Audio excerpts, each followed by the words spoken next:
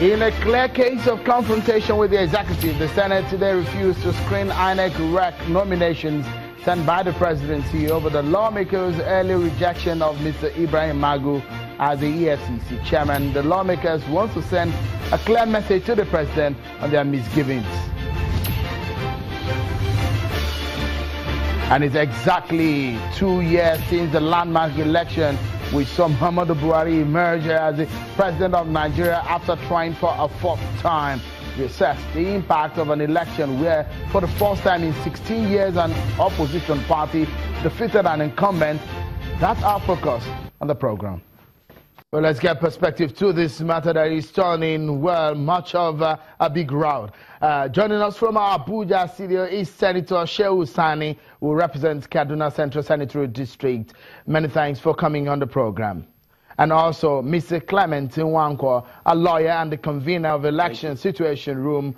Thank you so much, gentlemen, for joining us on the program. Let me start with Senator Shehu Sani. Was it necessary that the senators reacted in the manner they did, looking at what the implication of a possible face-off between the two institutions, the presidency and the National Assembly, and what that impact or what it could turn out to be in the end?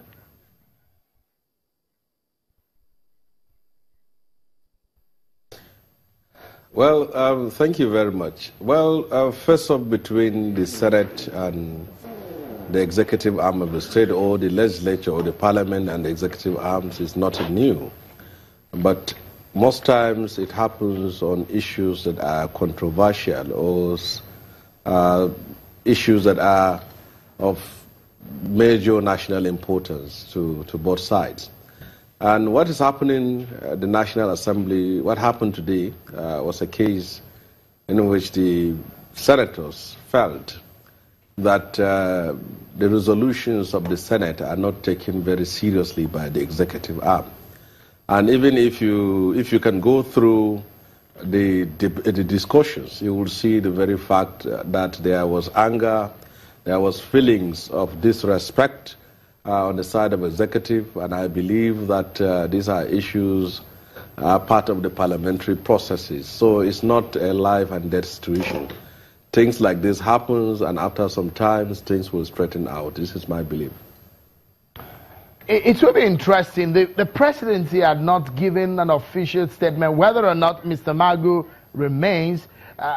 Is it not thinking about the nation first? When the senator said they would refuse to screen those senators, it looks like a defiance of some sort and a clear play of politics in this matter, isn't it, Senator Sani?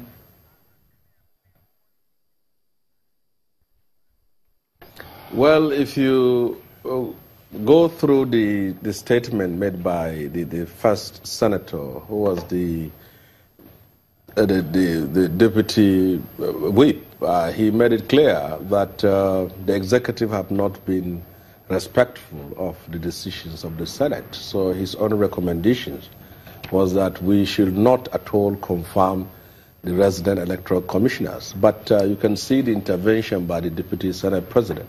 Said at least this should be taken to a week or two, and that was what was resolved at.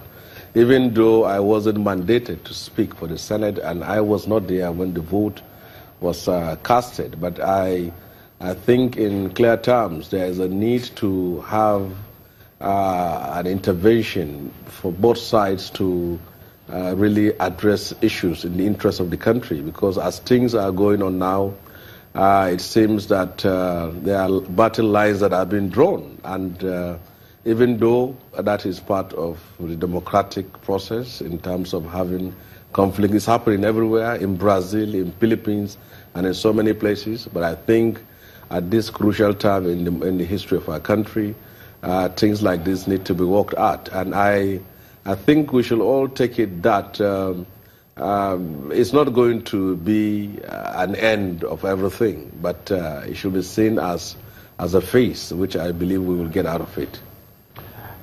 Let me quickly go to Mr. Clement Nwankwo. You've led civil society organization in several issues, and you've worked closely with the National Assembly on the issues of policy, design and implementations of policy. at this rate, a lot of people will consider this very move by the Senate as a clear confrontation with the presidency. Do you think that was necessary? What happened today on the floor?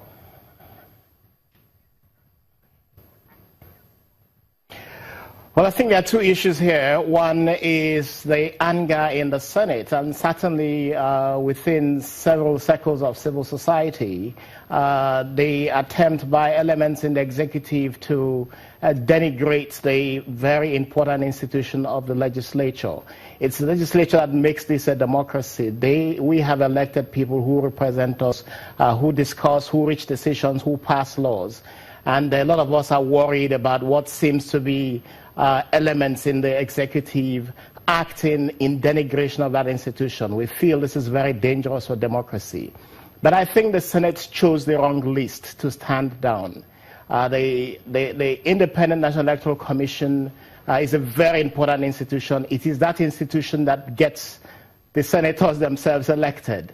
And when members of the commission at the state level are being appointed, it is my sense that the senators should really have exempted this particular issue from their anger, because the INEC is independent. It is supposed to be an institution that does not take directives from anybody. So it is really, at the end of the day, not an executive issue that they should have acted the way they did. If this is stood down for 2 weeks, within that 2 weeks, the Senate is going to go on Easter recess, which means we are talking beyond 2 weeks. We are perhaps talking of another month. And we have been shouting for several months about the delay in constituting the election commission in the states. As we speak, there are 34 resident electoral commission vacancies across the country.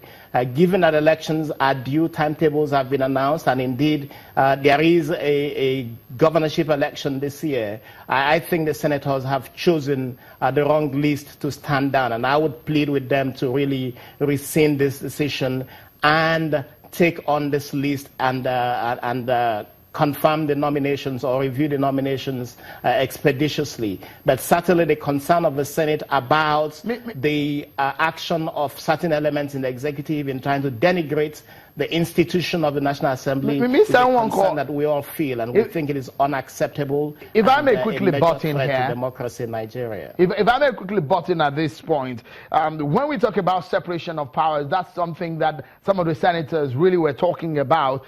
Shouldn't the senators, because when we think that as the presidency violated any part of the Nigerian law or constitution in the way and manner they've responded to Mr. Magu's rejection by the senators, shouldn't they have waited for the presidency to react on that rather than assume that the presidency had ignored their decision to reject Mr. Magu? Isn't a wrong decision to make to assume that the presidency will retain Mr. Magu when the president itself has not really spoken about it?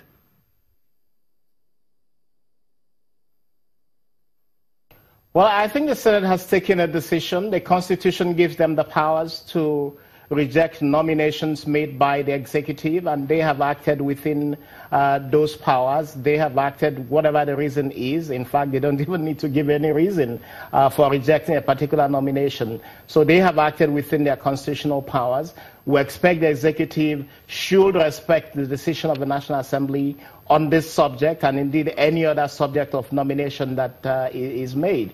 As to whether the executive has acted promptly with respect to the rejection of that nomination, I think that if we look back to the fact that the Senate had earlier rejected this particular nominee and this had been represented, this time the Senate made it quite clear that it would not reconsider this particular nominee for that position. And we expect that the executive, if it is serious about tackling the challenge that corruption represents in this country, would want to reset, would want to retool, and make sure that that institution is fully in place. That institution, as it is now, is actually also functioning without a board.